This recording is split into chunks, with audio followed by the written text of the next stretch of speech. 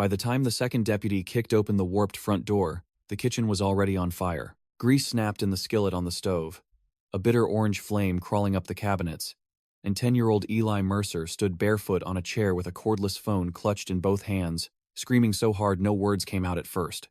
Sheriff's Deputy Nora Bell crossed the threshold and smelled three things at once: burning oil, wet dog, and blood. Not a little blood, the kind that changed the temperature of a room. "County, Sheriff's Office," she shouted, though it was pointless because the only adult in sight was a man on the floor between the table and the refrigerator, with one arm tucked under him at an angle no living joint would allow. Eli finally found his voice. "My mama's in the basement. He made her go in the basement. He made her go in the basement." Nora moved fast, but the details still burned themselves into her mind in pieces. The overturned cereal bowl bleeding milk into a stack of unpaid electric bills, the dog whining behind the pantry door, the child's heel blackened with soot, the man's wedding ring flashing under the pulse of the fire. Deputy Luis Herrera cut left toward the stove, grabbed a dish towel, thought better of it, yanked the extinguisher from the wall by the fridge, and blasted white foam over the flames while Nora dropped to Eli's level. "What's your name?" "Eli." "Okay, Eli, listen to me. You stay with Deputy Herrera, don't move."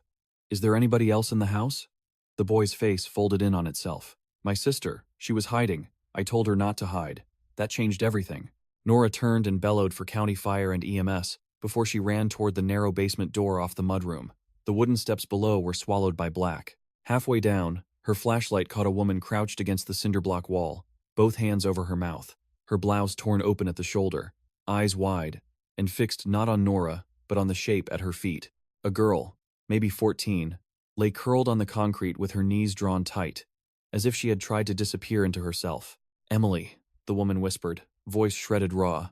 "Emily, baby, open your eyes." Nora went down the last 3 steps in a rush, radio digging into her ribs. "Ma'am, I'm Deputy Bell. EMS is coming." The woman looked up then, and in that one motion Nora saw recognition, shame, and something harder to name.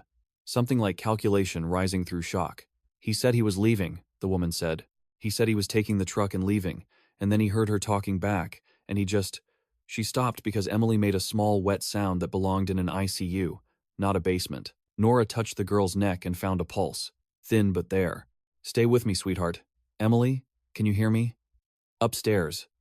Eli started screaming again. Sirens gathered in the distance, first 1, then 3, turning the quiet road outside into a blade of sound. The Mercer farm sat 6 miles outside Bell Creek, Ohio, on a county route lined with soybean fields and campaign signs. In daylight, it looked tired but serviceable.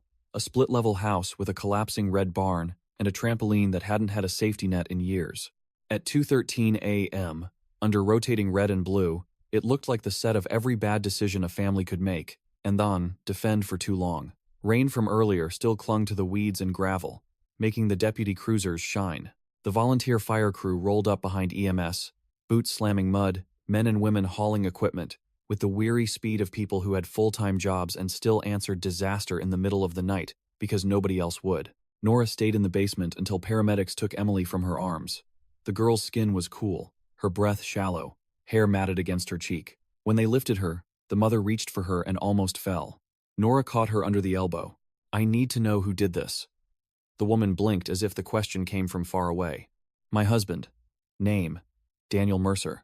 Nora's light found the mother's face more clearly now, late 30s, maybe 40. A pretty face hollowed by exhaustion, a swelling bruise blooming along the jaw. "And the man upstairs?" She nodded once. Then, after a beat, "I think so." It should have been a simple answer. It wasn't. Nora felt that immediately, in the gap between the nod and the words.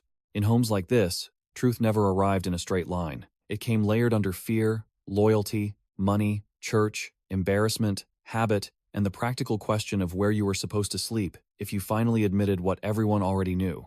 Outside, EMTs loaded Emily into the ambulance while a second medic checked Eli for smoke inhalation. Luis emerged from the house with the little sister wrapped in a blanket. 7-year-old Sadie with corn silk hair, silent in the peculiar way children got when silence felt safer than crying. She had been found behind the dryer in the laundry room, knees to chest, watching the house fill with strangers as if she expected one of them to hit her for being seen. Sheriff Tom Weller arrived 5 minutes later in jeans, boots, and a windbreaker over his t-shirt, gray hair flattened on one side from sleep. He took in the scene with a single sweep and found Nora by the ambulance doors. Status: One male, likely Daniel Mercer, DOA in the kitchen. Wife says he assaulted daughter, forced them into the basement. 14-year-old female critical but alive, 2 younger children alive. Possible domestic with sexual assault component. Weller's eyes hardened, but his voice stayed flat. Possible? Nora glanced toward the mother, who sat on the bumper of Engine 3 staring at the ground while a female medic cleaned blood from her hands. She's in shock, but something's off. Weller followed her look. Something always is. He rubbed his face, then looked toward the house where the coroner's van would be soon enough. Keep the scene tight. CPS will need notification. I want every room photographed before daylight. Nora nodded, but her attention snagged on a dark sedan, turning too fast into the gravel drive, tires spitting stones. A woman got out before the engine fully died. She was in navy scrub pants, a hospital fleece, and white sneakers stained with road mud. She barely shut the door before she ran. "Where is she?" she shouted. "Where is Emily Mercer?" The medic stepped into her path. "Ma'am, you can't, I'm her school nurse." She was breathing hard, one hand on the hood of the ambulance, as if it were the only thing holding her upright. "I'm Hannah Voss. I got a text from Eli." "Where is she?" Nora came over, instincts sharpening. "School nurse, text at 2 in the morning. This family had layers." "Emily's alive," Nora said. "She's being transported to street. Agnes." Hannah closed her eyes, and for one brief second, relief hit her so hard it looked painful. Then she opened them and asked, "Did Laura get out?" The mother on the fire engine bumper turned at the sound of her name. In the violent wash of emergency lights, something intimate and complicated passed between the two women. Not romance exactly, not obviously, but history, recognition, a bond that had already cost them something. Laura Mercer rose too fast, almost stumbled, then steadied herself. "You shouldn't be here," she said. Hannah laughed once, a cracked sound. "Eli texted me. Laura, what did you think I was going to do?" Weller stepped in, with that soft authority sheriffs learned from a lifetime of managing public panic without feeding it. "Miss Voss? I'm Sheriff Weller. I'm going to need you to tell me why a 10-year-old boy texted his school nurse in the middle of the night instead of dialing 911 first." Hannah looked from him to Nora and back. "Because I told him if he ever heard his dad hurting one of them again, and he got scared, he could text me one word." Nora said. "What word?" Hannah swallowed. "Red." No one spoke for a second. Rainwater dripped from the ambulance bumper. In the distance, a freight train laid a long, mournful horn across the flat black fields. Weller's tone dropped half a degree. "How long have you known there was abuse in that house?" Hannah folded her arms, but it wasn't defiance. It was a person holding herself together, one joint at a time. "Long enough to know if I reported every bruise without proof. Daniel would charm your deputies. Laura would deny it. The church would call it gossip, and those kids would pay for it when the door closed." Laura flinched like the truth itself had struck her. Nora watched her and felt a fresh current under the case. Shame wasn't the only thing there. Fear, yes, but also anger. Anger that Hannah had come. Anger that she had seen. Anger that she might know too much. It was nearly 4 by the time Nora reached Street Agnes.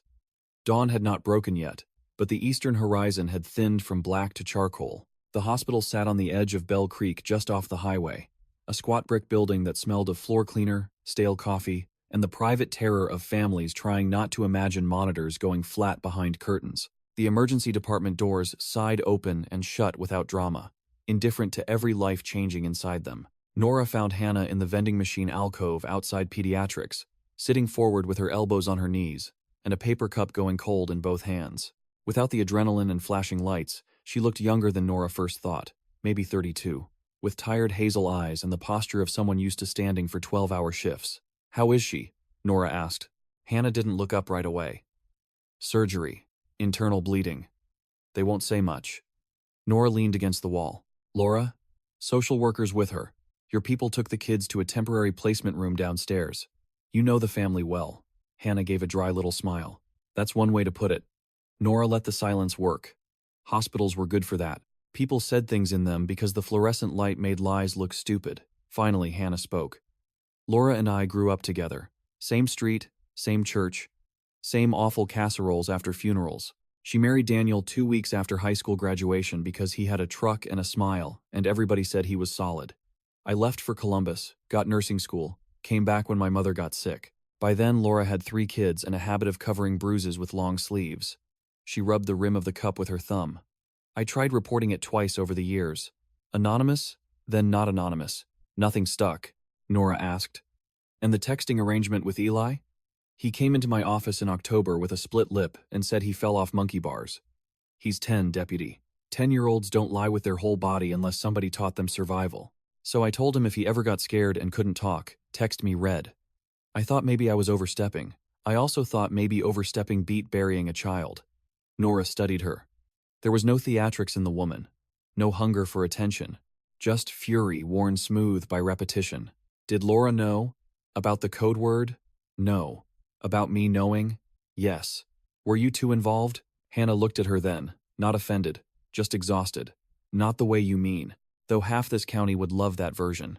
We cared about each other once, maybe still do, but mostly I was the one person she could call after Daniel put a hole in a wall, or emptied the checking account, or stood over Emily's bed after drinking. Nora felt the hallway contract. You think he was abusing Emily before tonight? Hannah's jaw tightened. I think Laura suspected. I think Emily knew how to make herself small. I think Daniel liked power more than booze, and booze just made him lazy about hiding it.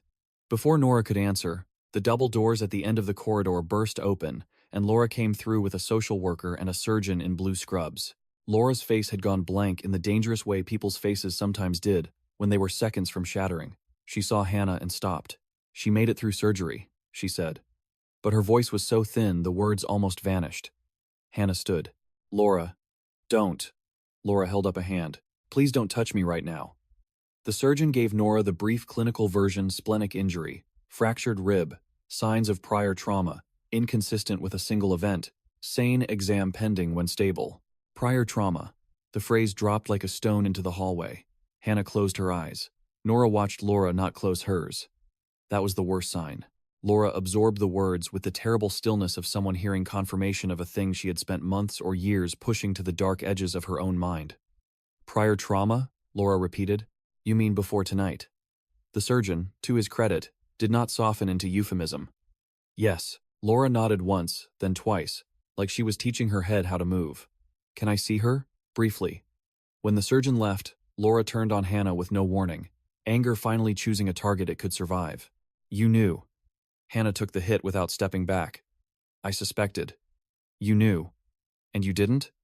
The words landed clean and cruel. Laura recoiled as if from a slap.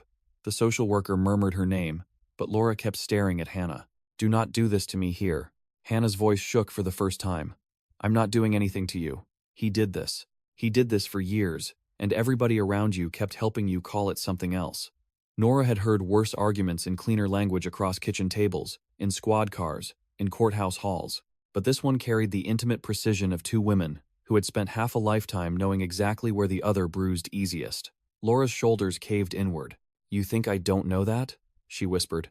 You think I haven't counted every time I should have left? Every excuse I made because we had no money, because Eli needed braces, because Sadie got scared of thunderstorms and only slept if she heard both our voices, because Pastor Neil said, a family can survive what pride cannot. She laughed then, and it was uglier than crying. Do you know what it does to a woman to wake up one day and realize the thing she has called endurance is just consent that took longer to name? Hannah said nothing. Nora didn't either. Some truths came out so stripped of defense, they did not need a witness, only air. A few seconds later, a teenage boy in county-issued sweatpants appeared at the far end of the hall with Luis beside him. Eli had dried blood at his cuff and an expression 20 years older than his face. The moment he saw his mother, he broke into a run. Laura dropped to her knees in the middle of the corridor and caught him so hard they both nearly tipped sideways. I'm sorry, Eli said against her shoulder. I texted her. I didn't know if I should. I texted her, and then Dad heard Emily crying, and then... No. Laura pulled back and took his face in both hands. No, baby. You listened to me. You did the right thing. You did the only right thing anybody did tonight. Nora looked away then, giving them the privacy of averted eyes. And that was when Weller's call came through her radio earpiece. Belle, we got a problem, the sheriff said. His voice had that clipped quiet it reserved for facts that rearranged cases. Coroner just rolled Daniel Mercer. Liver doesn't match where he was found, and the wound pattern's wrong for a fall in a kitchen. Nora straightened. Meaning? Meaning. Somebody moved the body, meaning Daniel Mercer may not have died where the family says he did. Get back here. The fluorescent hallway seemed to lose all warmth. Nora looked at Laura on the floor, holding her son, at Hannah standing nearby with both hands pressed white against her paper cup, at the ICU doors behind them where Emily Mercer lay, cut open and stitched back together in a county hospital that had seen too many broken girls. The case had begun as a domestic horror. It had just become something else. Something with staging, silence, and a lie told before dawn by someone who had already lost too much to tell another one lightly. Nora touched the radio at her shoulder and said, "On my way," while Laura, still clutching Eli, raised her head as if she had heard the truth moving toward her before a single word was spoken.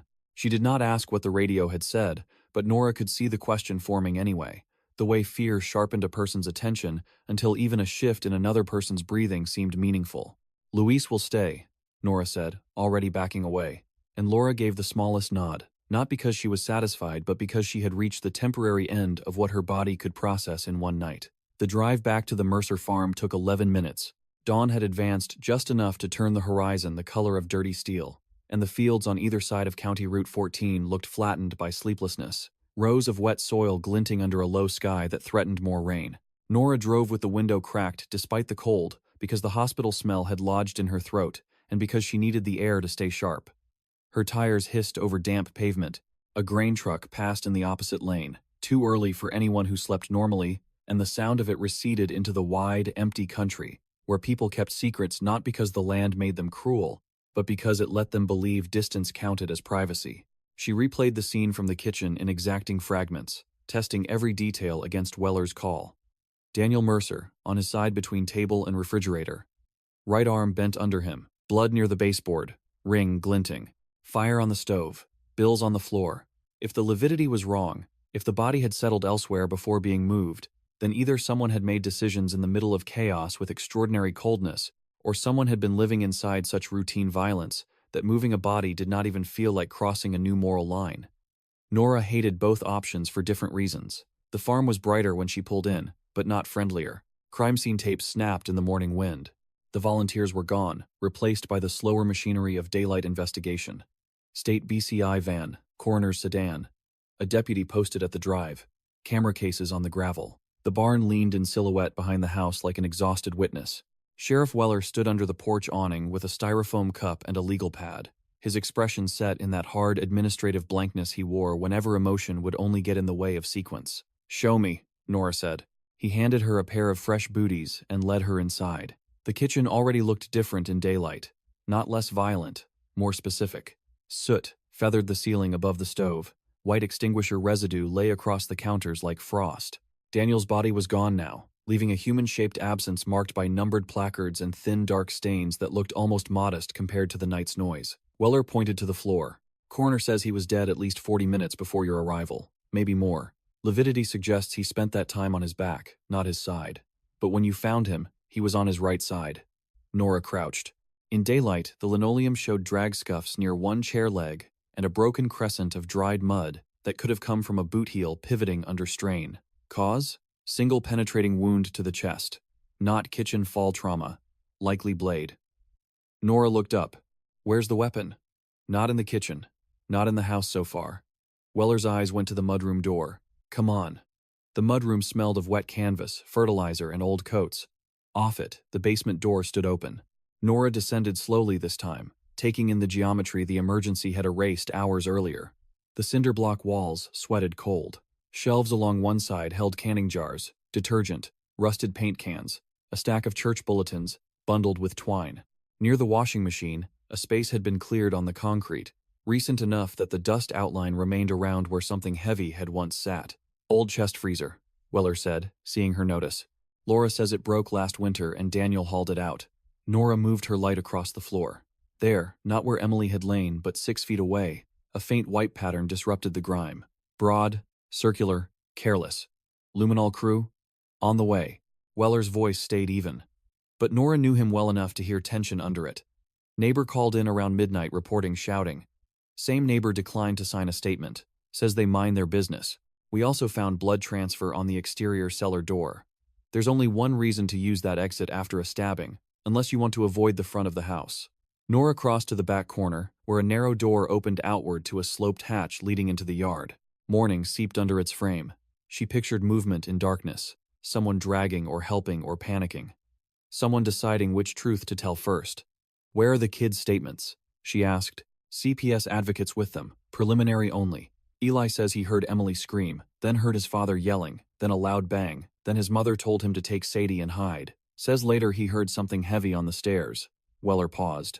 Sadie says she saw muddy boots in the laundry room and heard her mother say, "You should have just left." Doesn't know who it was too. Nora straightened slowly. And Laura? Still hasn't given formal. I held it until you got back. That meant he wanted Nora to do it, which also meant he thought Laura might talk to her in a way she would not talk to a room full of men, county attorneys, or child advocates. Weller handed her the legal pad. On it were quick notes in his square block lettering. Husband abusive, daughter assaulted, husband dead upstairs. Says found him after basement, timeline soft. We need to know whether she killed him, whether Emily did, whether there was somebody else in that house, or whether all three of them are covering for someone because they think it saves the children, he said. And we need to know before rumor outruns evidence. Pastor Neil's already called twice asking how to support the family. That means half the county will have a cleaner version by lunch. Nora looked toward the kitchen. Hannah Voss? On my list. Also, Daniel's younger brother, Caleb Mercer. Lives 20 minutes away. Construction foreman. Prior disorderly. Not close, according to Laura. Which in this county can mean anything from actual estrangement to they only drink together on holidays. Nora took that in. New names were never just new names. They were new loyalties, new silences, fresh routes by which the story could be bent before it reached a jury. She stepped outside into the yard and let the cold morning settle onto her skin. The grass behind the house was churned along one narrow path leading from the cellar hatch toward the barn. There were boot impressions, some already compromised by responders, but one deeper track veered toward the side door of the barn and disappeared under older mud.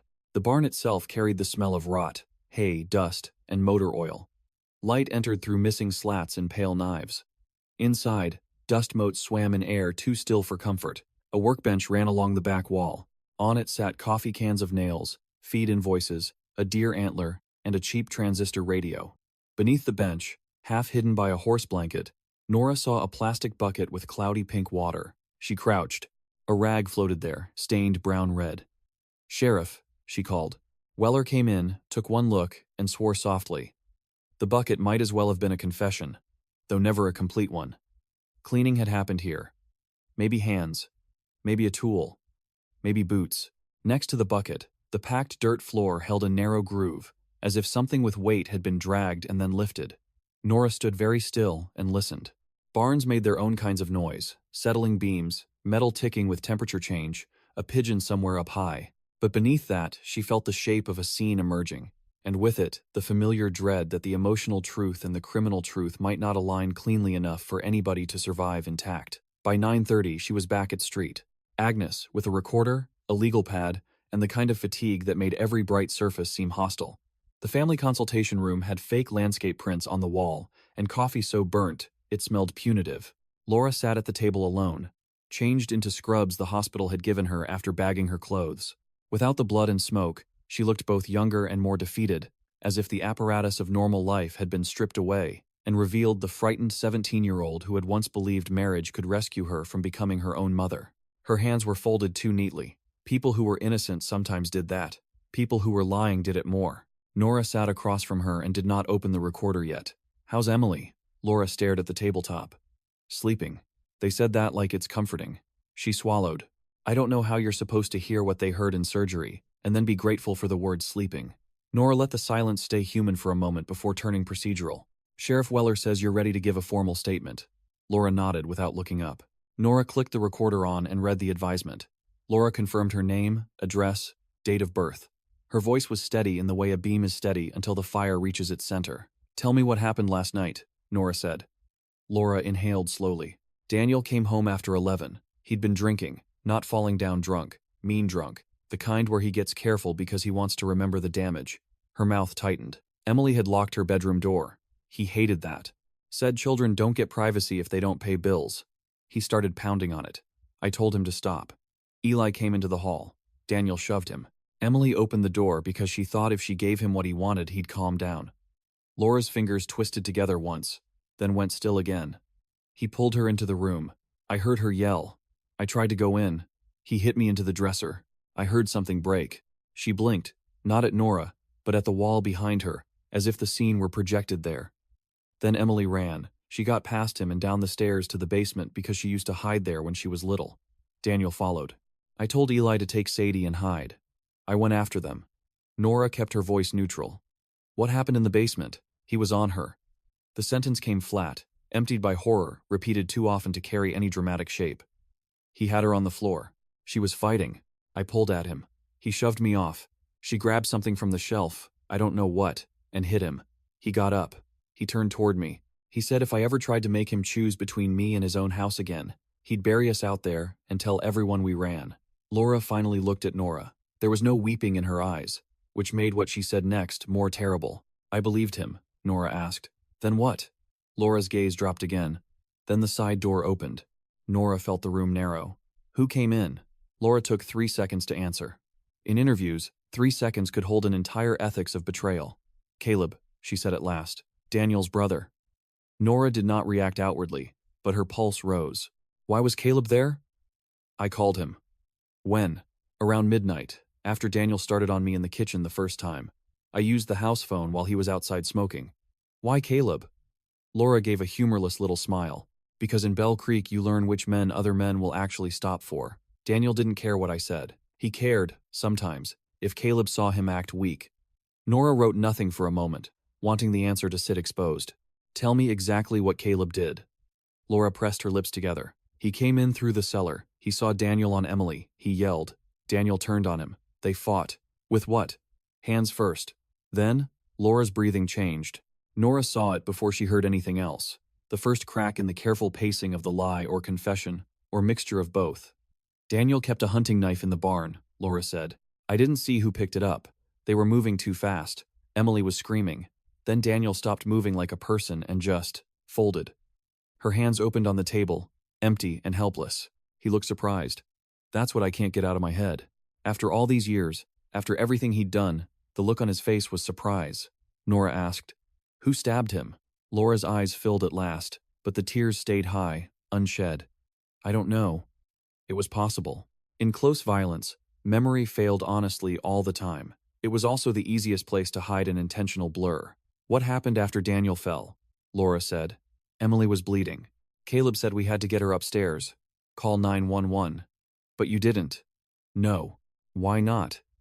Laura let out a shaky breath that sounded almost like disgust at herself. Because he looked at Emily, and then at Daniel, and then at me, and he said if the county saw what Daniel had done to her, and if they thought she or I had touched that knife, they'd tear my children apart from each other before sunrise. He said nobody in this town would hear the word abuse before they heard the word dead husband. He said they'd put Eli and Sadie with Daniel's sister in Pike County or some emergency home, and Emily would wake up alone under fluorescent lights, answering questions from men who would use careful words and still make her relive every second. Laura's voice thinned, and I believed him too. Nora knew enough of the system to hate how plausible that sounded. Not fully true, not fully false. The most dangerous advice was always built from both. So you moved the body, she said. Caleb did most of it, from the basement to the kitchen. Yes. And the fire? Laura closed her eyes. Me. Why? Because I thought maybe it would make everything look confused, like an accident in the middle of, I don't know, chaos. I wasn't thinking like a person. I was thinking like an animal that smells a trap. Nora, let that settle. Confession did not simplify morality. It just changed which part of the tragedy could be indexed, charged, submitted. Where is Caleb now? Laura's answer came too quickly. I don't know. There it was. Nora leaned back. Laura, I don't. You called him for help in the worst hour of your life. He moved a body for you. He gave you a story. And now you want me to believe you don't know where he went? Laura's head snapped up, anger flashing through grief. He said he was protecting us. Was he? Laura's face changed. Not the anger leaving. Something underneath it surfacing. Fear, yes, but of whom? He said if I ever told it wrong, the kids would lose each other. He said Daniel had more friends than I understood. He said dead men turn into saints in this county if they knew how to shake hands on Sundays. Nora held her gaze. And Caleb? What does Caleb turn into? Laura looked away first. I don't know anymore. The answer was truer than the one before it. Nora turned off the recorder. The interview was enough for warrants, enough for pickup orders, enough to set the county buzzing like a struck nest. It was not enough to know whether Caleb Mercer had arrived as rescuer, opportunist, or both. She stood, gathered her pad, and at the door paused. "For what it's worth," she said. "Not as a deputy, but as a woman who had worked too many rooms like this. People do bad math under terror. It still counts. But it isn't the same as evil." Laura laughed once, hollow and exhausted. "Tell that to Emily when she asks why I waited this long." Nora had no answer clean enough to insult them both with, so she left. In the corridor, Hannah Voss was waiting with her back against the wall, and her arms crossed so tightly they looked locked. She had not been eavesdropping exactly, but she had been close enough to hear tone, if not every word. "Did she tell you?" Hannah asked. "Enough." Hannah's jaw worked. "Is Caleb involved?" Nora studied her. "Why ask that first?" Hannah looked toward the pediatric floor doors. "Because Caleb used to come by the school lot when Daniel got too drunk to pick up Eli. Because he acted like the decent brother, the reasonable one. Because men in families like that learn early which one of them gets to be the monster, and which one gets to stand next to him, looking gentle." Nora felt that sentence settle into place like a tool finding its slot. "Did he ever hurt Laura?" "Not that I saw." Hannah's eyes were flat with old memory. "But he liked being needed by damaged people. Some men call that helping."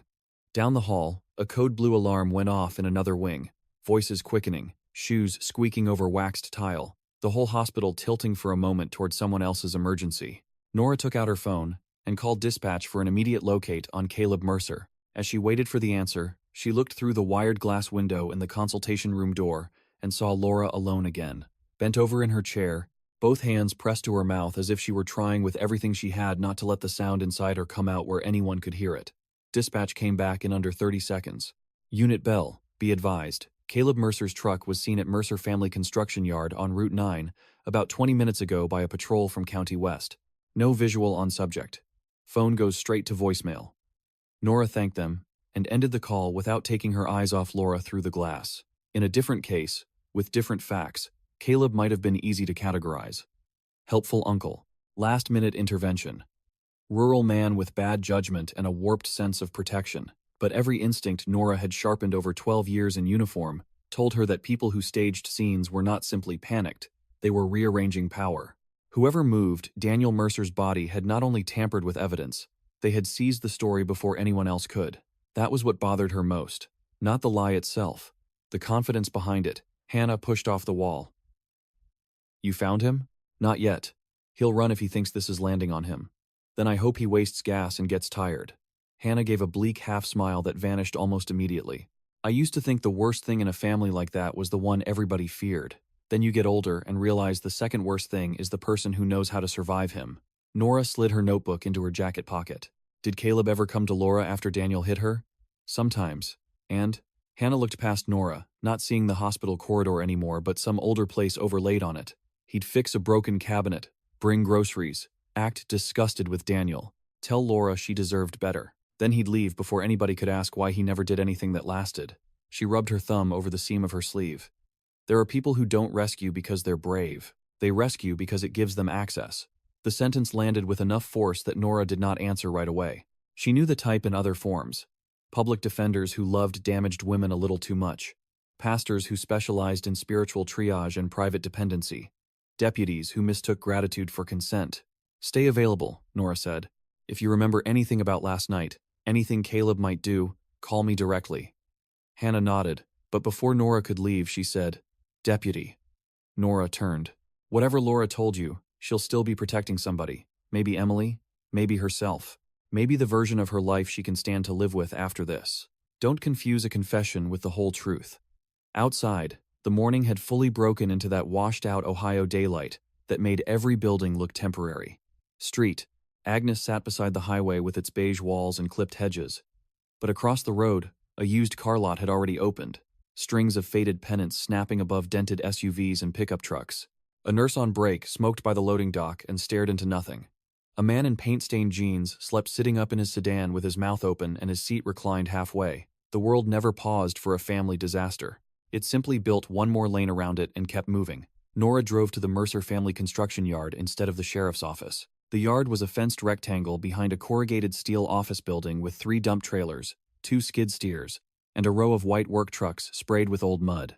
A torn banner on the fence advertised free estimates and fully insured, though the second claim had probably not been true for years. One truck bay stood open, Nora parked without lights and stepped out into the smell of diesel, wet gravel, and cold metal. Somewhere inside, a radio played classic rock low enough to be either background noise or bait. She unhooked her holster but did not draw. "Sheriff's office?" she called. "Caleb Mercer, make yourself known." The music kept going. A guitar solo scraped through the open bay. Nora moved in slowly. The concrete floor was stained with oil and sawdust. On one side sat stacks of drywall, tool chests, and 5-gallon buckets of screws. On the other was a dented vending machine beside a scarred wooden desk covered in carbon copy invoices and fast food wrappers. Caleb Mercer stood in the back by a utility sink with his hands braced on either side of it, head hanging, as if he had been listening to water that was no longer running. He looked up when she was 15 feet away. He was bigger than Daniel had been, broader through the shoulders, with the same dark Mercer eyes and the same mouth, though age had carved something more guarded into it. His flannel shirt sleeves were rolled to the elbow. A nick on his forearm had been cleaned badly. "You found me," he said. "You stayed put." Nora replied. Caleb gave a small shrug. "Running makes you look guilty. Sometimes staying put does too." She watched his hands. Big hands. Raw knuckles. A thin crescent of dried blood tucked against one thumbnail. "You want to tell me about last night?" He let out a breath through his nose and looked at the sink again. "You already talked to Laura." "Not a question. I want your version." "Of course you do." His voice held no swagger. That made him more complicated, not less. "Can I at least turn that radio off?" "Do it slow." He reached over, clicked the radio dead, and the building filled with a heavier silence. Rain tapped the roof in a soft restart, a passing shower sweeping over the county. Caleb wiped his palm down the front of his jeans. "Laura called me just after midnight. She was whispering so hard I could barely hear her. She said Daniel was drunk, said he was after Emily, said if I ever meant anything I needed to come now." He looked at Nora. "You know what it sounds like when somebody finally runs out of ways to say, 'Help, pretty'?" Nora said nothing. He continued. "I went in through the cellar because the front door sticks and Daniel would have heard me. Basement was chaos. Emily on the floor, Laura screaming. Daniel on top of the girl like she wasn't even his daughter." His jaw flexed. "I pulled him off. He came at me. We fought. He grabbed for the knife." Nora asked. "From where?" "Shelf by the water heater. He kept one down there too. Not just the barn." Laura said barn. Caleb's eyes narrowed a fraction. "Then Laura's trying not to remember. Or you are." He accepted that without protest. "He came at me with it. I got his wrist. We slipped. It went in." He tapped his own chest once with 2 fingers, almost absent-mindedly. Exactly where Daniel had been stabbed. That fast. And then, Caleb looked past her to the rain at the bay opening. "Then I looked at Emily. That's the part nobody says out loud after. Everybody wants the moment of violence to explain the whole night. It doesn't. The real damage starts in the 5 minutes after, when people start deciding what world they think they live in." Nora held still. He was either giving her the truth or giving her something adjacent to truth that he had polished into philosophy for self-forgiveness. "What did you decide?" she asked. Caleb laughed once, without humor. "That if I called 911 right then, Daniel would become the victim before his body got cold. I decided Laura would talk herself into confusion because she's done that for 15 years. I decided Emily would get carved open by questions before surgery. I decided Eli and Sadie would learn what foster intake smells like. I decided Bell Creek would build Daniel a martyr's funeral before the bruises on those kids even yellowed." His gaze hardened. "So I moved him, and told Laura to lie. I told Laura to buy time. By staging a kitchen scene and starting a fire, I didn't start the fire. But you let her." Caleb's shoulders shifted, the first sign of anger getting through his control. "She was gone, deputy. Not stupid. Gone. She had blood on her and her daughter barely breathing, and a dead man on the basement floor. You ever watch somebody break in real time? There's no logic in it. There's just reach. Grab whatever looks like one more minute before the world comes in." Nora took a slow breath. "Where's the knife?" That silenced him. Not because he hadn't expected the question, but because he had prepared too many answers and needed to choose one. "I threw it in the river," he said. "Which river?" "The creek south of Brannon Mill." Nora watched his face as she said, "That's not a river." He looked at her and knew immediately he had missed. Bell Creek locals called it the river sometimes, but only joking, or to outsiders. Nobody from this county named it that way under stress, unless they were manufacturing distance from the memory. Caleb understood the mistake, as soon as it left his mouth. Some part of him almost smiled, not from amusement but from recognition that the game had become technical. "Fine," he said quietly. "I still have it." Nora did not move. "Where?" Truck toolbox. Step away from the back wall and keep your hands where I can see them. He obeyed, slower now, the energy in him draining toward resignation. Outside, she had him stand by the fence while she opened the black metal toolbox in the bed of his truck. Inside, beneath a chain, a yellow rain jacket, and a half-empty box of lag bolts, lay a hunting knife wrapped in a shop rag. Even before the evidence bag came out, the metallic smell was enough. Nora stared at it for one beat longer than necessary. There it was, the object every story eventually bent toward, no matter how emotional the surrounding damage. A piece of steel and handle that might decide who went free, who got charged, who became symbol, who stayed a person. "Turn around," she said. Caleb did. She cuffed him, reading him his rights as rain darkened the shoulders of both their jackets. He did not resist. Halfway through the advisement, he said, "You think I'm the villain because I hid the knife. I think you decided you were smarter than the process." The process? He turned his head enough that she could hear the bitterness in the side of his voice. "You mean the system that let Daniel keep coaching Little League after Eli came to practice with finger marks on his arm? The system that let Pastor Neil tell Laura to pray harder and still call himself a counselor? The system that turns every woman who stays into evidence against herself?" Nora tightened one cuff notch because it was a procedure she could do without arguing. "You don't get to make yourself judge and cleanup crew." "Maybe not," he said. "But that girl was still alive because I got there before one more minute passed." That was the kind of sentence that could live in two worlds at once. Self-justification and fact. Nora hated how often both were true. At the sheriff's office, the building had the stale, recycled air hum of county bureaucracy, mixed with damp coats and burnt coffee. The booking room walls were painted a tan no one would ever describe as a color if they did not work under it. Caleb sat for intake, answering questions in a voice so even it irritated the deputy clerk taking his property. Name, address, employer, medications, emergency contact. He hesitated at that last one, then said, "None." From the observation window, Nora watched him empty his pockets. Wallet, keys, folding ruler, 2 receipts, a street, Christopher medallion on a chain broken at the clasp. Men like Caleb always unsettled her more after arrest than during it. The adrenaline was gone, the hands controlled, and what remained was the ordinary architecture of a life that had somehow grown around violence, until violence looked like one more household task. Weller joined her with a file under his arm. Knife? Recovered. Charges? Tampering at minimum. Obstruction. Potential manslaughter pending forensics, though he claims self-defense in defense of Emily. Weller grunted softly. "County prosecutor's going to love this. He'll love the press less."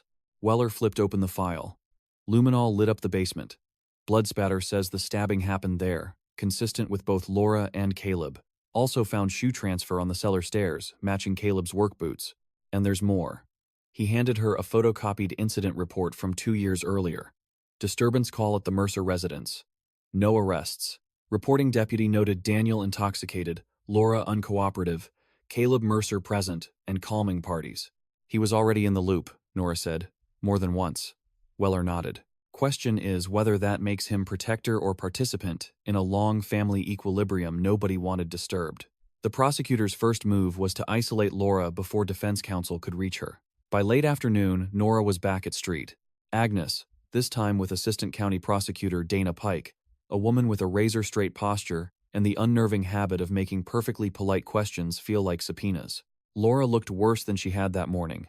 Exhaustion had sunk under her skin. A hospital bracelet hung loose on her wrist. Through the room's half-open blinds, late-day light cut her face into pale bars. Dana sat down, folded her legal pad neatly, and said, "Laura, Caleb Mercer is in custody." Laura's eyes closed. "No surprise, just impact," Dana continued. "He says he stabbed Daniel while intervening to protect Emily. He also says you moved the body together and delayed calling emergency services." Laura's fingers found each other and locked. Nora saw immediately that this was not simply fear of legal exposure. It was the pain of realizing that a man she had trusted to help had also started preserving himself the moment the sun came up. "Is Emily awake?" Laura asked. Dana's tone softened half a shade, intermittently. "Then I'm not doing this before I see her." Dana started to object, but Nora cut in. "Let her." Dana glanced at her, measuring the interruption, then relented with visible reluctance. 10 minutes later, in the pediatric ICU, the room hummed with machines that translated life into numbers. Emily lay small in the bed, skin paper pale against the sheets, IV lines taped to her hand, oxygen tubing beneath her nose. Her eyes were open when Laura entered. They were not child's eyes in that moment, not even teenager's eyes. They were the eyes of somebody newly returned from a place where the body had become a site of argument among adults. Laura stopped 3 steps inside the room, as if crossing the rest of the distance required a permission she no longer assumed she had. "Hi, baby," she said, and her voice broke on the second word. Emily looked at her for a long time before speaking. "Is he dead?" Laura flinched. "Yes." Emily's gaze did not change. "Good." No one in the room moved. Not Nora by the curtain. Not the ICU nurse pretending to check a pump. Not Laura, who seemed to absorb that one syllable as both relief and indictment. Emily turned her face slightly toward the window. "Did Uncle Caleb do it?" Laura sat slowly in the chair beside the bed. "Why do you ask that?" Emily's lips barely moved. "Because I heard him after. I heard him say, 'Now you have to let me fix it.'" The machine beside her went on marking heartbeats with indifferent precision. Laura went white. Nora felt the axis of the whole case shift by degrees so small only experience could detect them. Not a new conflict exactly, but a new depth to the existing one. Rescue as leverage. Violence as entry fee into ownership.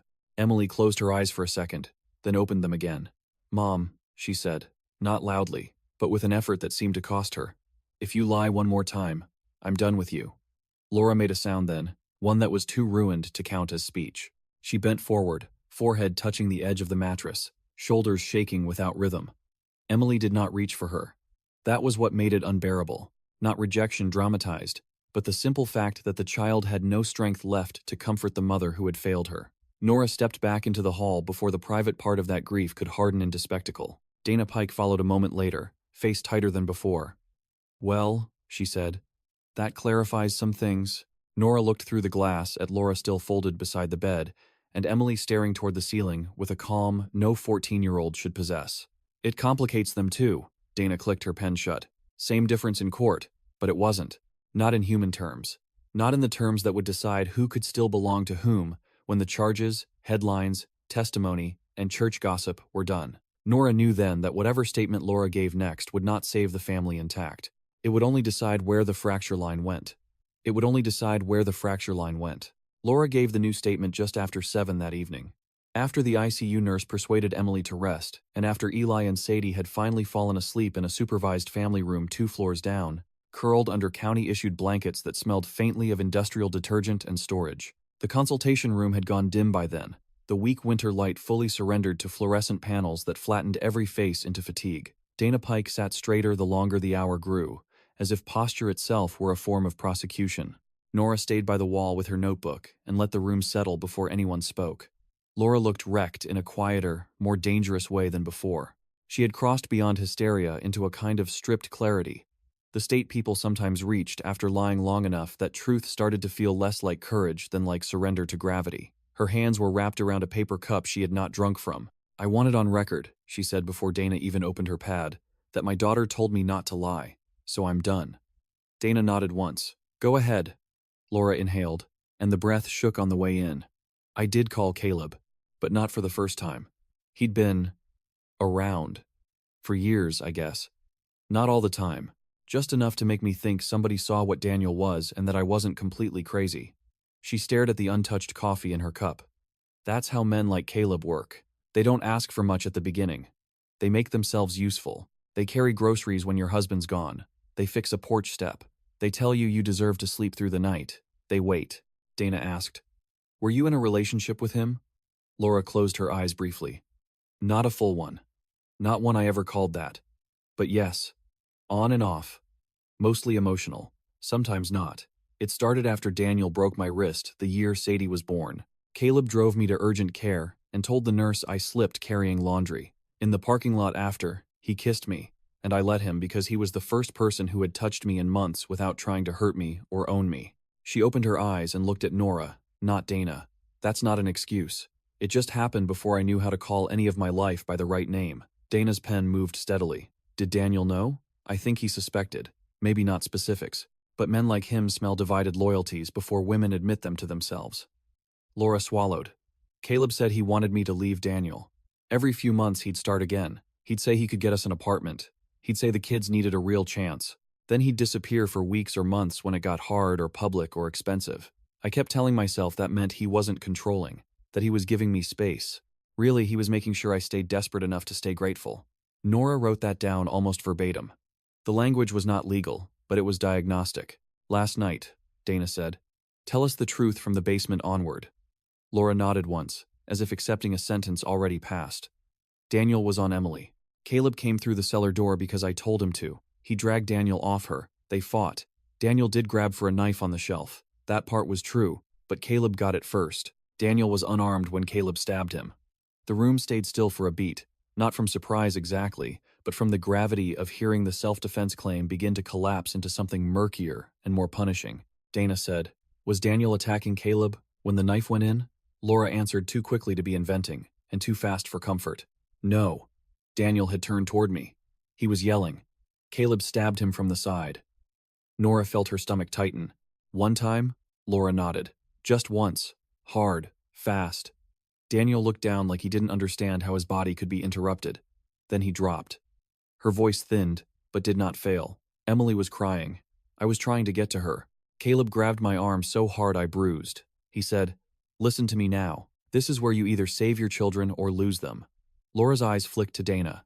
At first I thought he meant calling 911. He didn't. Dana leaned in slightly. What exactly did he say? Laura shut her eyes and recited from memory so intact it had clearly been replaying ever since.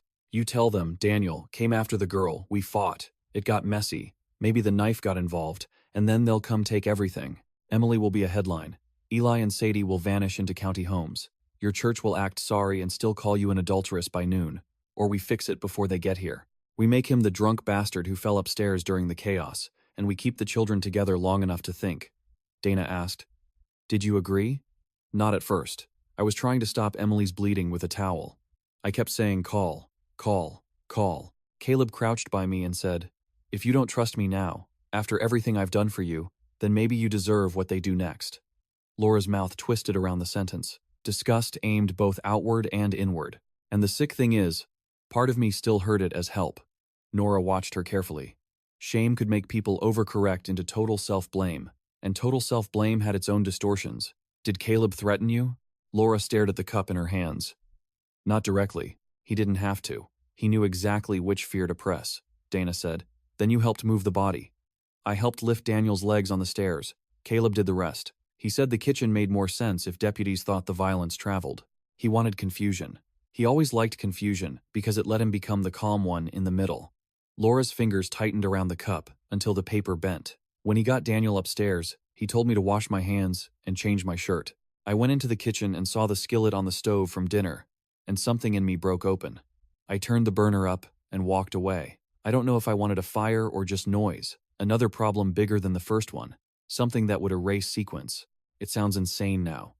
It sounded insane then too, Dana said, not cruelly, just precisely. Laura nodded. I know. Nora asked, Why protect Caleb today? The question hung between them longer than the others had. Laura looked as if she might finally cry, and then didn't. Because he did pull Daniel off my daughter, she said. Because if he hadn't come, I don't know whether Emily would be alive. Because I have spent half my life building my decisions around whichever man in the room seemed least dangerous. And when you do that long enough, your loyalty gets malformed. You stop asking who is good. You ask who is better than the last emergency. She set the paper cup down carefully, like something breakable. And because I was afraid if I told it true, people would decide what I deserved before they decided what happened. Dana let the silence stretch, then closed her pad. They still might. Laura gave a small nod that said she already knew. When they left the room, Nora stayed back a second and looked at Laura in the fluorescent wash. There was nothing triumphant in confession. No cleansing, just exhaustion and a little more accurate damage. In the hall, Dana exhaled slowly through her nose. That upgrades Caleb's exposure. Manslaughter at minimum, maybe murder too if a jury thinks the threat had ended. And Laura? Nora asked. Dana's face tightened. Tampering, false statement, child endangerment arguments if somebody's feeling ambitious. Maybe not tonight, but this county elects people on the promise of loving children and punishing compromised mothers. She tucked the pad under her arm. I'll start drafting. On the pediatric floor, Hannah Voss stood at the nurse's station, arguing in a low, sharp voice with a social worker about whether Eli should be allowed to see Emily for 5 minutes before bedtime. Hannah stopped when she saw Nora and read the answer in her face before a word was spoken. Laura told the truth, Hannah said quietly. Nora nodded. Most of it. Hannah folded her arms tighter. And Caleb? Arrested. The self-defense story won't hold the way he told it. Hannah looked away toward the ICU windows, jaw flexing. He always thought being partly necessary meant he'd never be accountable. Nora said, "You knew more about him than you told me this morning." Hannah let out a humorless breath. "I knew the shape of him, not the proof. There's a difference."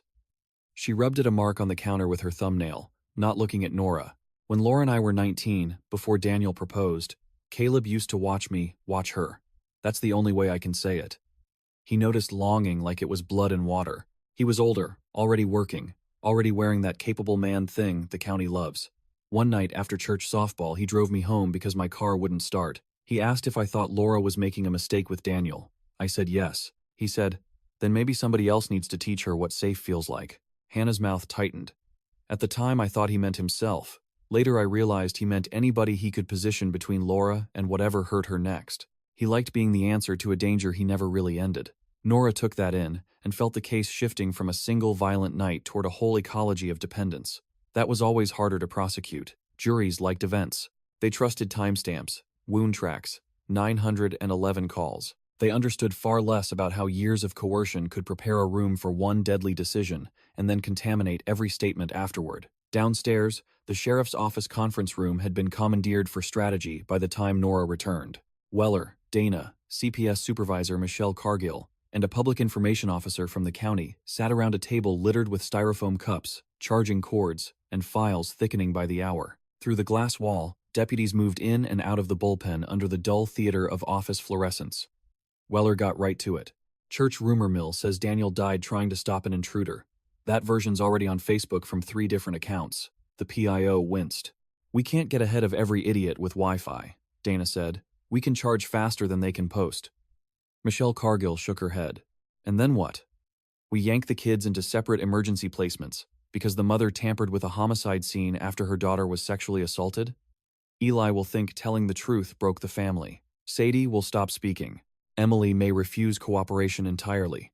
Dana's eyes narrowed. "My office doesn't suspend statutes for emotional complexity." Michelle met her stare without blinking. "No. But you do enjoy re-election in a county that says it cares about children more than it understands trauma." Weller lifted a hand before the room could split wider. "Enough. We do this in sequence. Caleb first. He's in custody. Laura next. But not tonight. Kids stay under hospital-linked protective hold until Emily can be transferred or discharged. No movement without consultation." He looked at Nora. "You taking Mercer?" She knew which Mercer he meant. "Caleb." "Yes. Then do it now, while he still thinks he can explain himself into sympathy." The interview room at the sheriff's office had cinder-block walls painted the same institutional beige as every other room where human beings learned how much language could cost them. Caleb sat uncuffed at the table now, represented but waiting while his attorney finished a phone call in the hall. He looked more tired than scared. His flannel had been traded for a county sweatshirt. The cut on his forearm had been bandaged by intake. On the table before him sat a plastic cup of water he had not touched. When Nora entered alone, he gave a short laugh. "You get promoted or punished. Depends how this goes." She sat across from him and laid out the photographs without commentary. Basement blood pattern, cellar stairs, the knife in the toolbox, Daniel's wound track sketch from the coroner's preliminary. Caleb looked at them in sequence, expression barely changing except at the knife, where something like disappointment flickered. Not that it had been found. That it had been found before he decided how to use its absence. Laura corrected her statement, Nora said. Caleb leaned back slightly. "I figured. She says Daniel was not attacking you when you stabbed him. Laura says a lot of things when somebody stronger than her is in the room asking." "And Emily?" Caleb's eyes sharpened. "You interviewed Emily?" "She's stronger than you think." He stared at the photographs for a moment longer. "Did she tell you I pulled him off her?" "Yes." "Then start there." His voice remained calm, and that calm irritated Nora more than open anger would have. "Not with me. Start there when the prosecutor decides whether your intervention mitigates the rest." Caleb finally reached for the water, took a small sip, set it down with care. "You know what everybody in this building wants? A clean moral order. Daniel monster, Laura victim, Emily survivor, me either hero or predator. Pick one. But that's not what families like theirs produce. They produce layered damage. I did save that girl. I also saw the opening afterward and thought I could control the story. Both are true." Nora said, "Why?" He held her gaze. Because once you've been the younger brother to a man like Daniel, you start believing survival belongs to whoever speaks first. There was history there, and he knew it interested her. He also knew history was sometimes the best camouflage. Did Daniel abuse you? She asked. Caleb smiled without warmth. Does it help me if he did? Answer. He broke my nose when I was 12 because I beat him at cards in front of our father. Dad told us to settle it outside. That enough context for the county? Nora said nothing. Caleb's eyes drifted to the table's metal edge. By the time Laura married him, I already knew what he could become in private. I should have warned her harder. Instead, I did what everybody does in towns like this. I pretended a wife changes a violent man if she's patient enough, and church-going enough, and grateful enough. He rubbed his cuffed wrists, though they were not cuffed now, muscle memory from booking. Then years passed, and helping her became its own habit. I told myself I loved her. Maybe I did in the way broken men love, which is to say I loved being necessary to the wound. Nora let him sit inside his own words for a second. When you stabbed Daniel, what did you feel? Caleb's answer came after a long pause. Relief first.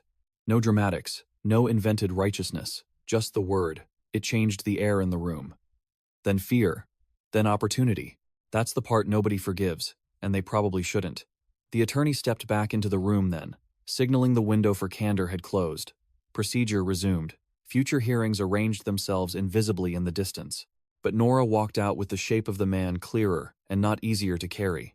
Near midnight, she returned once more to Street Agnes before going home. The pediatric floor was quiet except for monitor tones and the low murmur of overnight staff. In the family room, Eli was awake despite the hour, sitting cross-legged in a vinyl chair with a cup of apple juice and a deck of cards spread on the small table in front of him. He was building something with them. Not a game exactly, just architecture against panic. Sadie slept curled on the pull-out couch, one hand tucked beneath her cheek. Nora stood in the doorway a moment before he noticed her. When he did not look surprised. Children who had seen too much rarely did. Did my mom lie again? He asked. Nora did not answer immediately, because honesty with children had to be clean enough not to become another betrayal. She told more truth tonight than before, she said. Eli nodded as if that matched something he already knew. He set one card on top of another with great care. People keep saying Caleb helped. He looked up. Can somebody help and still make it worse?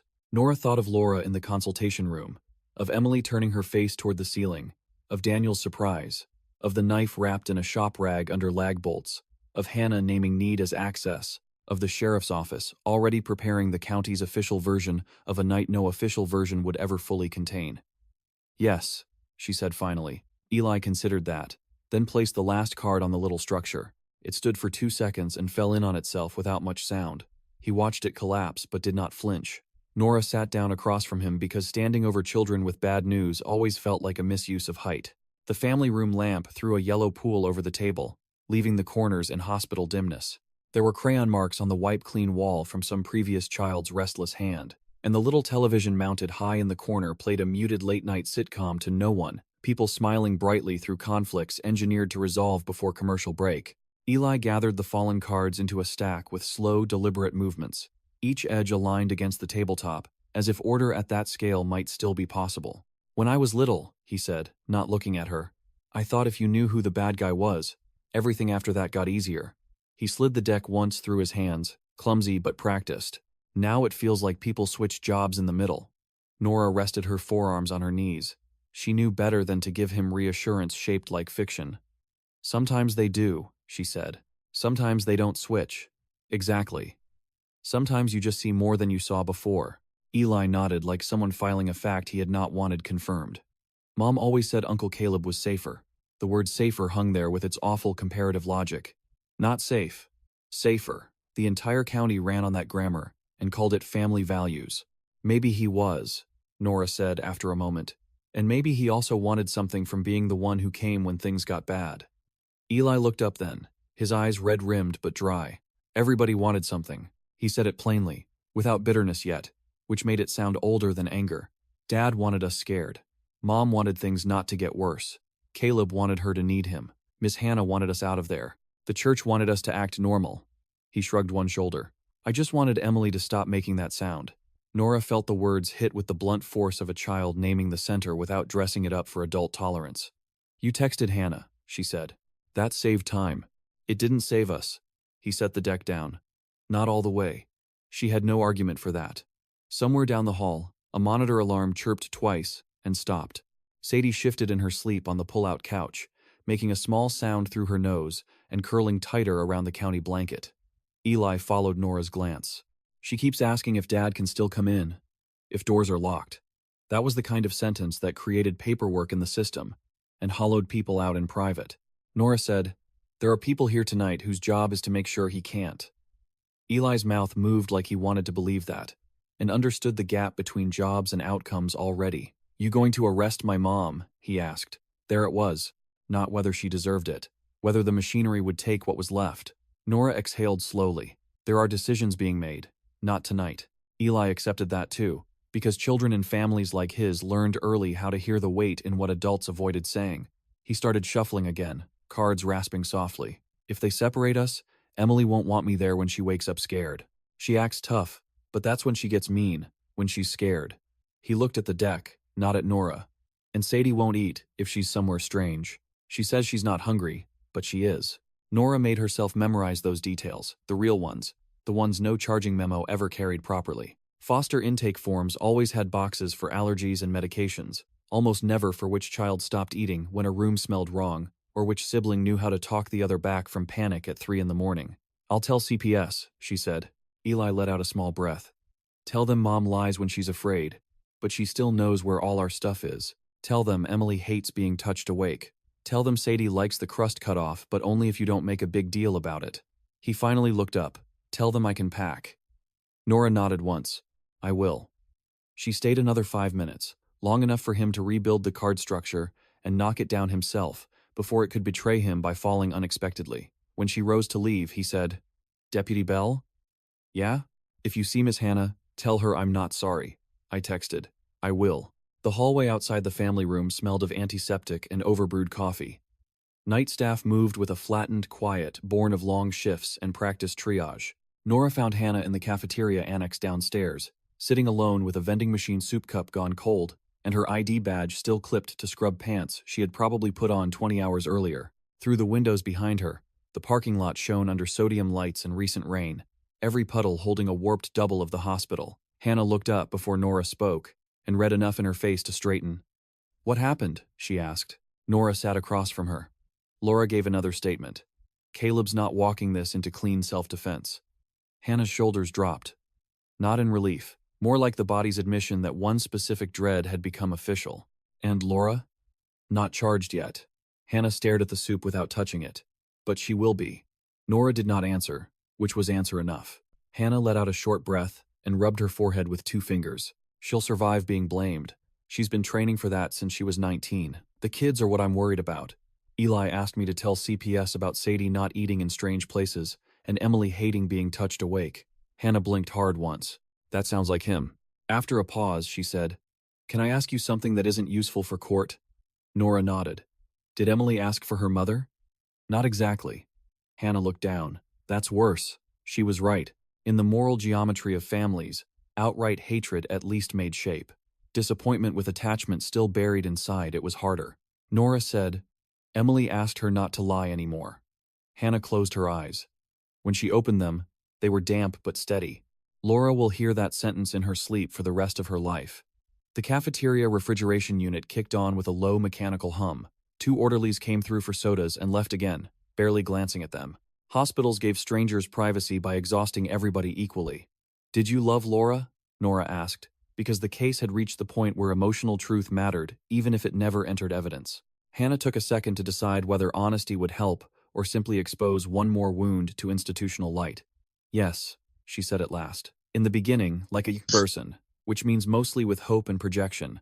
Later, in a way uglier and more durable. I loved who she was before fear reorganized her. I loved a part of her that still flinched when she saw cruelty, which meant some piece of her hadn't made peace with it." She wrapped both hands around the cold soup cup as if for heat that was no longer there. "And I hated her sometimes for staying. Which is the shameful part nobody says. Not because I thought leaving was easy. Because every time she stayed, I had to decide whether I was witnessing, enabling, or just waiting for her life to become available again." Nora knew that confession too, though in other forms. Cops, nurses, teachers, neighbors, They all told themselves versions of patience when intervention failed often enough.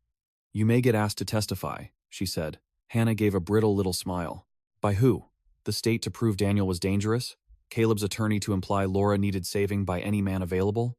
Defense to paint me as a jealous witness who wanted the marriage broken? I've lived in this county too." "Still," Nora said. Hannah nodded. "I know." By the time Nora left street, Agnes, it was after 1 in the morning. Bell Creek at that hour looked less like a town than a handful of lit rectangles resisting acreage.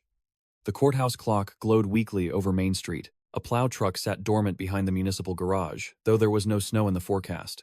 Only the institutional optimism of winter preparedness.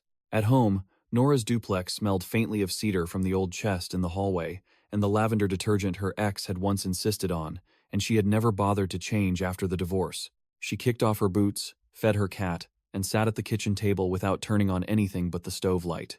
Case files stayed zipped in her bag on the chair beside her. She did not open them. Sometimes the worst part of a case was not the scene or the interview, but the hour after, when no one was performing anymore, and the body had to decide what to do with the residue. She thought of Caleb's face when he said relief first.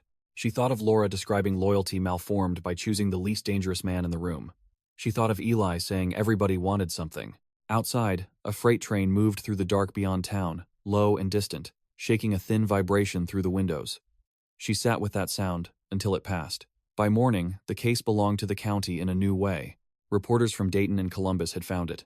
Not the details yet, but the scaffolding. Family violence, dead father, minor victim, uncle arrested, mother under scrutiny. Satellite vans did not come, but local microphones did, and county offices began shaping language to survive broadcast.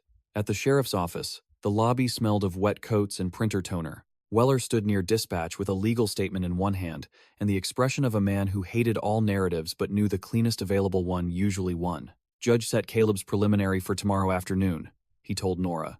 "Defense is already signaling heroic intervention with poor post-incident judgment. That's one way to phrase stabbing a man after the threat passed and staging the scene." Weller gave a tired shrug. "It's also one way to get 12 people to go home feeling fair." He handed her a second envelope. "CPS, Emergency Case Conference at 11. They want law enforcement input on whether the kids can remain with Laura under monitored release once Emily's medically stable." Nora looked up. "That's fast. Public pressure cuts both ways. Separate them and the county looks heartless. Leave them, and they say we're soft on a mother who lied during a homicide." He paused. "Welcome to elected systems." At 11, the case conference took place in a windowless county meeting room with laminated evacuation maps on the walls and a bowl of peppermints nobody touched. Michelle Cargill chaired from one end of the table. Dana Pike sat opposite her, legal pad aligned exactly with the grain of the table, as if even wood needed discipline. A trauma specialist from Dayton joined by speakerphone. So did the hospital social worker. Nora took the only empty chair and set her notebook down between the peppermint bowl and a box of tissues. The meeting began in bureaucratic language and quickly became something sharper. "Our primary concern," Dana said, "is that Laura Mercer obstructed a death investigation, delayed medical response, and exposed the minor children to further chaos." Michelle answered, "Our primary concern is also that removal itself may constitute further trauma if we ignore the sibling bond and current medical fragility." The trauma specialist's voice crackled over speakerphone. "From a clinical standpoint, separation after acute intrafamilial violence increases dysregulation, especially when the eldest child is hospitalized and the younger siblings are already disoriented." Dana tapped her pen once. "From a legal standpoint, the mother's credibility is compromised." Nora spoke before she decided to. "Her credibility is compromised. Her attachment to the children isn't necessarily." Every eye went to her, including Dana's, cool and appraising. Nora continued. "Eli's functional because he's monitoring everybody else. Sadie's shutting down. Emily has already articulated that one more lie breaks the relationship. If you remove them now, you may preserve procedural purity and lose the only structure those kids still trust, even damaged." Michelle gave the smallest nod. Dana asked, "And what message does monitored release send? That staging a homicide scene earns nuance if you were afraid enough?" "No," Nora said. "It sends the message that children aren't tools for making adult accountability look morally satisfying." The room went quiet. The speakerphone hissed faintly. Finally, Michelle said, "Supervised placement with mother, conditional on full cooperation, no contact with Caleb Mercer, trauma services, and court oversight." Dana did not look pleased, which was usually a sign the compromise had approached the truth of the problem. I can live with that provisionally, she said, and wrote something down that would later turn into conditions, warnings, signatures, and all the paper forms a state used to impersonate control. Afterward, in the corridor outside the meeting room, Dana caught up to Nora. You sound invested, she said. It was not praise. I'm informed. Dana studied her a moment. Don't mistake human sympathy for legal analysis. Nora met her gaze. Don't mistake legal analysis for a full model of harm. Dana almost smiled then, but not kindly. One of us has to survive appeal. She walked off in low heels that struck the linoleum like a metronome. By early afternoon, Nora was back at street. Agnes, to brief Laura on the provisional plan before attorneys formalized it. Laura stood by Emily's hospital window in donated clothes that did not fit quite right, a cardigan too loose at the shoulders and jeans hemmed by folding. Outside the glass, the sky had turned white and depthless, making the parking lot look like a place drawn in pencil and never colored in. Emily slept, face turned toward the wall, one hand resting open on the blanket as if too tired even to hold itself closed. Laura listened without interrupting, while Nora explained monitored placement, CPS oversight, no contact orders, probable charging decisions still pending. When Nora finished, Laura kept staring at the window. So I get to keep them close while the county decides what kind of mother I am. The county already decided 3 different versions, Nora said. This one just has paperwork. Laura gave a sound that was almost a laugh. Do you know what the worst part is? She turned then, and the question had no dramatics in it, only stunned recognition. It isn't that Daniel hurt her. I mean, that is the worst part. But the thing I can't stop feeling is that some part of me had already arranged my life around the possibility before last night. There were things I didn't ask, doors I knocked on softer than I should have, times I chose groceries, peace, church appearances, one more week, one more excuse. That's what I'll never explain to Emily. Nora did not give her absolution. It would have been cheap. You may not explain it, she said. You may only tell it without hiding. Laura nodded slowly, tears gathering but held. Is Caleb saying he saved us? Basically. Laura shut her eyes. That's the trap, isn't it? He did save us. He just wanted to own the rescue. From the bed, Emily stirred at the sound of her mother's voice but did not wake fully. Laura moved toward her immediately, instinct still outrunning permission. She stopped short of touching her, remembering what Emily hated, and stood there with both hands clasped at her waist so tightly her knuckles whitened. Nora watched from the doorway. There was the whole future of the family in that restraint. Not healing, not forgiveness. Just one woman learning too late that love without honesty had made a house where danger could keep renting space. The nurse came in to check vitals, and Nora stepped back into the hall. Her phone buzzed with a message from Weller. Press conference in 30. Court moved Caleb hearing up. Final arc indeed, she thought, though she would never name it that way. The case was entering the phase where private damage got translated into public language, and public language always shaved off the parts that mattered most. On the courthouse steps, microphones bloomed on stands under a hard gray sky. Weller gave the county version. Ongoing investigation, charges pending, minor victim protected, no further comment on specifics. Questions flew anyway. Sheriff, was the deceased father assaulting the daughter? Is the mother being charged? Did the uncle act in defense of the family? The words struck like hammers, trying to flatten shape into caption. Nora stood off to the side near the cruisers, scanning faces out of habit. She saw Pastor Neil near the back in a dark overcoat, hands clasped in front of him like a man arriving for a funeral he hoped might still center him. She saw Hannah across the street by the newspaper boxes, watching with the stillness of someone refusing to lend the scene more reaction than it had earned. She saw 3 women from the Mercer Church whispering behind one raised scarf. Every institution that had failed the family was present in miniature, already preparing its self-defense. When Weller finished, the crowd loosened into clumps of commentary. Nora started down the courthouse steps just as her phone vibrated again. It was Michelle from CPS. She answered on the 3rd ring. Belle. Michelle's voice was clipped, urgent. Emily just told the hospital psychologist she wants to testify at Caleb's hearing if they let her video in. Nora stopped mid-step. Above her, a flag cracked in the wind. She's 14 and post-operative. I know. She says if the adults talk first, they'll turn it into a story about men saving women again. Nora looked out over the square, over the courthouse lawn where reporters were coiling cords, and church members were already converting rumor into witness. Near the curb, Hannah had lifted her face toward the sky, as if testing for snow that hadn't started yet. Pastor Neil was speaking softly to a camera now, solemn and available. The county had begun its rearrangement. Emily, from a hospital bed, had just threatened to interrupt it. Nora put a hand on the cold stone railing and felt the coming shift settle through her body, not as surprise but as inevitability. Truth was moving again, and it was heading for open court. By 3 o'clock, the Bell Creek Municipal Court Annex had filled with the particular kind of tension that only small-town proceedings carried, where legal formality wore the face of grocery store familiarity, and every bench held someone who either knew the family, knew the church, knew the contractors, or knew the version of events they preferred to repeat over roast chicken and prayer requests. The courtroom itself was narrower than television made such rooms look, with old wood polished not by reverence but by decades of bored waiting, restless fingers, cheap sleeves, and the friction of ordinary people being told to sit still, while institutions decided what to call their lives. Fluorescent lights hummed overhead. The county seal behind the judge's bench had a crack through one edge, subtle enough to escape notice until you stood under it long enough. Caleb Mercer sat at the defense table in a Navy sport coat. His attorney had probably begged from a brother-in-law or funeral closet, his hands folded so calmly in front of him that the effort of staying controlled became its own visible act. His lawyer, Warren Stokes, had the smooth county circuit ease of a man who billed by the hour and by the tone. Dana Pike stood at the prosecution table with 2 files tabbed in color order, every page squared. Sheriff Weller sat in the back near the wall, hat in his lap, posture rigid. Pastor Neal had taken a seat 2 rows behind the defense, close enough to imply concern without quite declaring allegiance. Hannah stood near the rear beside the swinging door, arms folded, as though she had no intention of becoming part of the furniture of the county's compassion. Nora took her place along the side wall and watched the room's weather form before the judge even entered.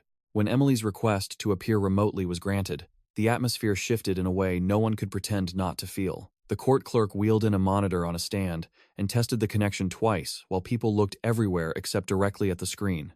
It was one thing to discuss a minor victim in abstract. It was another to let her face interrupt the adult arrangement.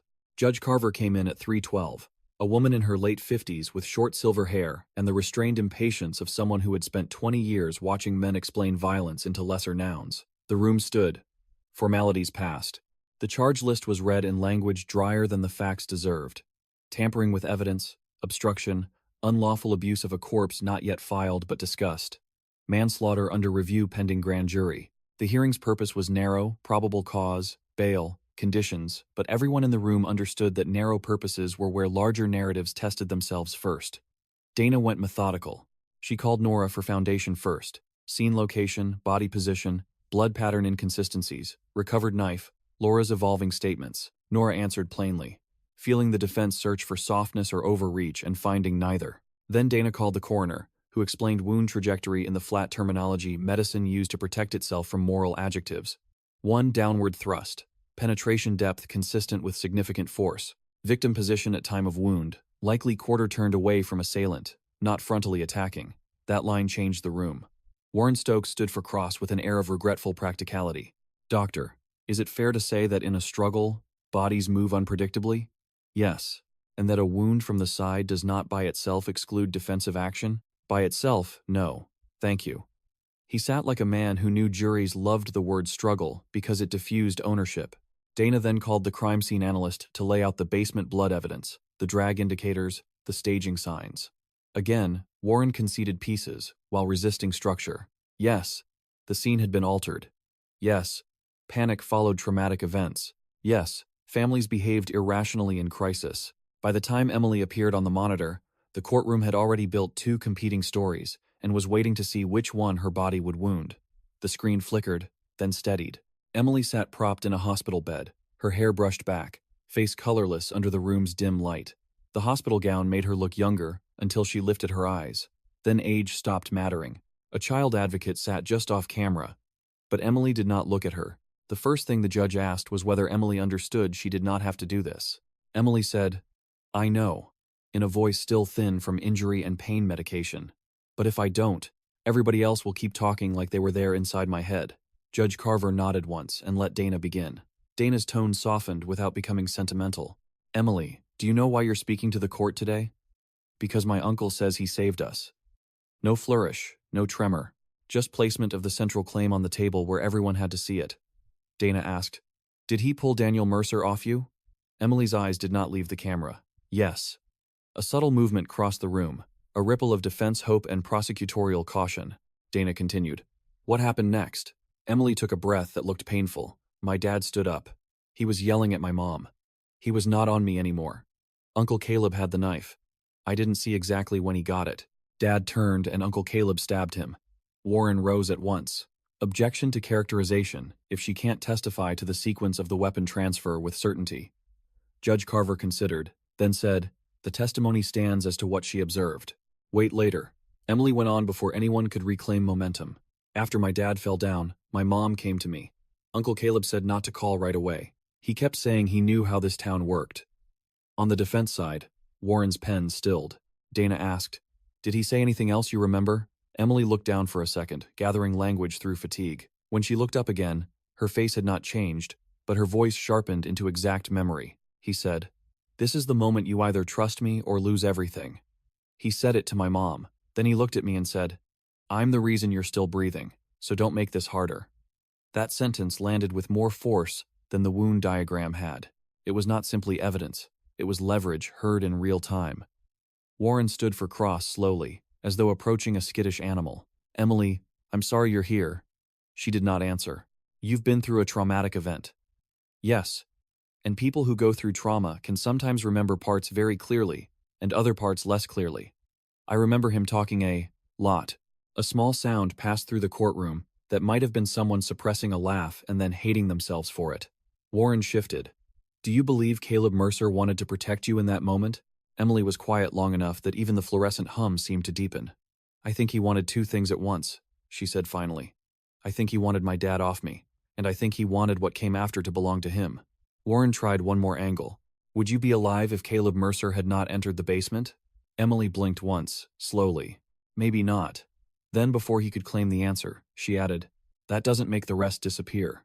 The defense stopped there because there was nowhere graceful left to go. When the monitor went dark, the courtroom felt smaller. Laura had not been ordered to attend, but she came anyway, entering through the side just before closing arguments and taking a seat beside a victim advocate with the wary posture of a woman entering a church after scandal. She looked at no one until Caleb turned, saw her, and held her gaze for 1 second too long. There was no romance left in that look, no intimacy, only a final attempt at recognition from a man who still half believed being partially necessary entitled him to interpretation. Laura did not nod. She did not smile. She simply looked until he had to turn away first. Dana's closing was precise and unsparing. "This hearing is not about whether the deceased was abusive. The evidence strongly supports that he was. It is not about whether the defendant intervened initially. The evidence supports that he did. It is about what happened once the immediate threat had passed, and what the defendant did next. He used lethal force when Daniel Mercer was no longer attacking the child, then immediately converted rescue into control. He manipulated a terrorized mother, staged a scene, concealed a weapon, and attempted to author a story in which his own judgment would replace law, medicine, and truth. This court need not resolve every moral complexity today. It need only recognize danger when it sees a man still convinced that necessity excuses dominion." Warren countered with all the familiar tools, and some of them were even partly true. Caleb's intervention prevented further sexual assault, perhaps death. Chaos followed. Fear ruled decisions. Rural families distrusted systems that often failed them. The state wanted elegant sequence from a night built of panic and blood. "My client is not clean," Warren said, one hand resting lightly on the table. "But clean is not the standard. The standard is whether continued detention is necessary and whether the state has proved more than a grief-stricken, split-second misjudgment by a man who entered that basement because no one else had." It was a skilled argument because it used the county's actual failures as padding around Caleb's choices. Judge Carver listened with her chin slightly lowered, fingers interlaced, expression unreadable except for the hardening around the mouth whenever the word misjudgment appeared. When she ruled, she did it without theatrics. Probable cause found. Bail set high enough to function almost as detention. No contact with Laura Mercer or the children. Weapon concealment and scene staging to be considered aggravating. Referral for expedited grand jury review. "The court recognizes," she said, looking directly at Caleb now rather than at his attorney, "that intervening in violence does not create a private license to redefine the event afterward. It also recognizes that families under coercive control make terrible decisions in the shadow of terror. Those questions will persist.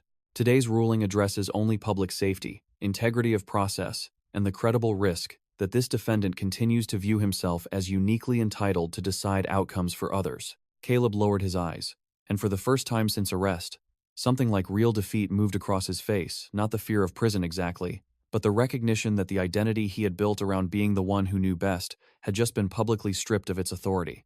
Outside the courtroom, microphones surged again, but the hearing had altered the appetite for simple heroics. Reporters shouted as deputies escorted Caleb through the side door. Pastor Neil stepped toward Laura with both hands visible and voice soft, the pastoral posture of a man attempting access through concern. "Laura," he said, "if there's any ministry you need." She turned on him with such clean exhaustion that he stopped mid-sentence.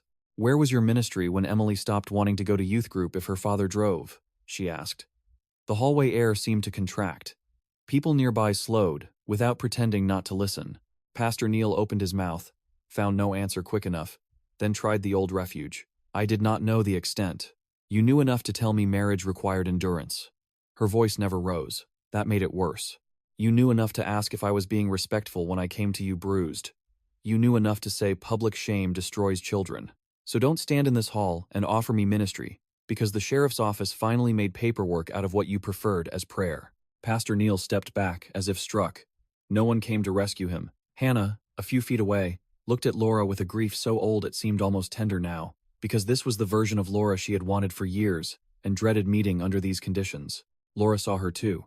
For a suspended second, the hallway held the weight of every almost life they had never chosen. Then Laura said quietly, "You were right about him." Hannah's throat moved before any words came. "Not in time," she answered.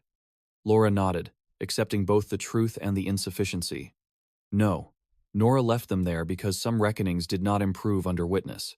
2 days later, Emily was transferred from ICU to a pediatric step-down room, and the county's first wave of certainty had already begun to thin into factions. Some in Bell Creek insisted Caleb had done what any real man would.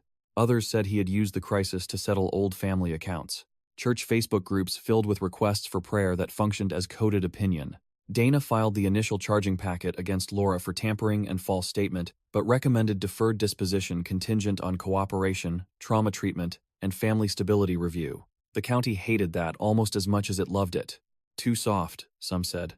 Too cruel, others said. The compromise offended everybody, which meant it was probably close to the shape of reality.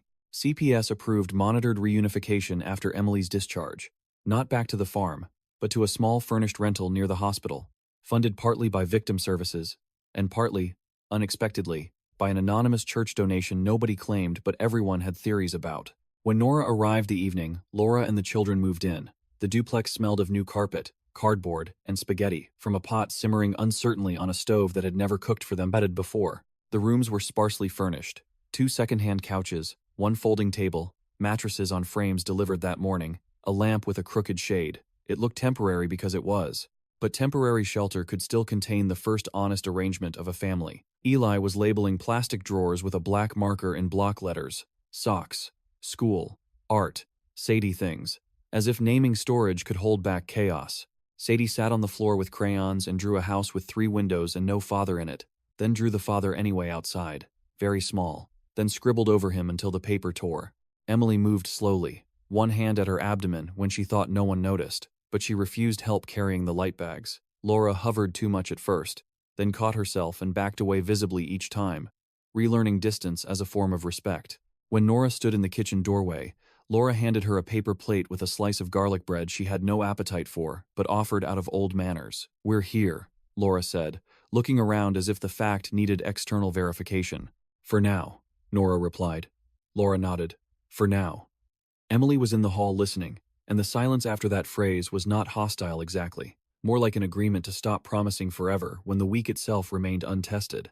Hannah arrived last with a grocery bag full of practical things no agency ever remembered quickly enough. Unscented soap, hair ties, notebooks, a heating pad, crackers Emily liked, the specific brand of applesauce Sadie would eat without bargaining. She paused in the doorway, uncertain for the first time since Nora had met her, because this was no longer hospital emergency or righteous intervention. It was ordinary life trying to begin, and ordinary life had rules different from rescue. Laura took the bag from her. Their fingers brushed. Neither woman turned the touch into meaning. "Thank you," Laura said. Hannah answered, "It's just groceries," and because both of them understood that it was not, they left it there. Dinner was awkward and real. Eli talked too much because someone had to. Sadie dropped a fork and cried harder than the accident deserved. Emily ate 3 bites and pushed the plate away. Laura asked once whether anyone wanted more bread. and no one answered. But no one left the table either. Nora sat for 10 minutes she had not planned to stay, plate balanced on one knee, watching the family's new rhythm fail and restart in tiny increments. No revelation came, no cinematic repair, just the difficult evidence that some people kept sitting in the same room after the truth because there was nowhere else to put their bodies. Weeks later, when the count had moved on to a school board scandal and a meth lab bust, and the weather had turned from raw winter to the first dirty softness of March thaw, Nora drove out past the old Mercer farm on a follow-up route and saw the house standing empty. Bank notices brightened the front window. The barn door hung open. The trampoline net was finally gone, wind taking its last ribbons into the field. She did not stop. At the rental, she found Laura on the small porch in a sweatshirt and jeans, coffee cup in both hands, watching Sadie draw chalk squares on the concrete, while Eli timed Emily walking the short stretch from mailbox to curb and back, like physical therapy disguised as sibling nuisance. Hannah's car was parked along the street. Through the screen door, Nora could hear her inside, laughing quietly at something on the radio while she folded laundry no one had asked her to fold. Laura looked up as Nora approached. There were still shadows under her eyes, still court dates ahead, still therapies and supervised reviews, and a daughter whose forgiveness might never return in the shape she wanted. But there was also something else, smaller and harder earned than hope. Attention, maybe. The kind that came only after denial had burned away and left no insulation between you and what needed seeing. You here official or neighborly? Laura asked. Nora considered that. Bit of both. Laura gave a tired smile. That seems right. On the sidewalk, Eli called out that Emily was cheating because she had skipped the cracked square, and Emily, who had once gone silent as self-defense, answered loudly enough for the whole block to hear. That's called adapting. Idiot. Sadie laughed so hard she sat down in her own chalk dust. The sound startled Laura, not because laughter was rare now, but because it still arrived like weather, after catastrophe, uncontrolled, brief, undeserved, real. She watched her children with a face that held pride and grief in equal measure, as if she had finally learned they did not cancel each other out. Do they ever get normal again? She asked, and Nora knew she was not asking for a diagnosis. She was asking whether a life bent this way could still count as one. Nora looked at the chalk, the folding laundry, the open screen door, the girl walking more steadily than last week, the boy already scanning everyone's mood, the mother who would spend years proving change without ever escaping record, the nurse inside who had stayed and not claimed ownership, the town beyond them still full of people who preferred cleaner stories. No, Nora said, because anything else would have been a lie. Then she added, but they get different. Sometimes different is the only honest version of better. Laura absorbed that without complaint. Down the street, a dog barked. Somewhere a mower started up, sputtering against damp grass. Bell Creek went on being itself, which was another way of saying it went on failing, and feeding, and judging, and occasionally, against pattern, making enough room for damaged people to remain visible without being fully erased. Nora finished her coffee and left before the family arrangement turned her into part of it. In the rearview mirror, she saw Laura step off the porch and move toward the chalk squares just as Sadie demanded a turn, and Eli protested the rules again. Emily stood waiting, thin and upright, one arm folded across her middle, watching her mother approach with the wary patience of someone no longer willing to trade truth for comfort. Laura stopped an arm's length away, said something Nora could not hear, and this time, before the game started, she waited. Emily looked at her, measuring. Then, after a second that seemed to contain the whole unfinished future, she shifted half a step to the left and made room in the square.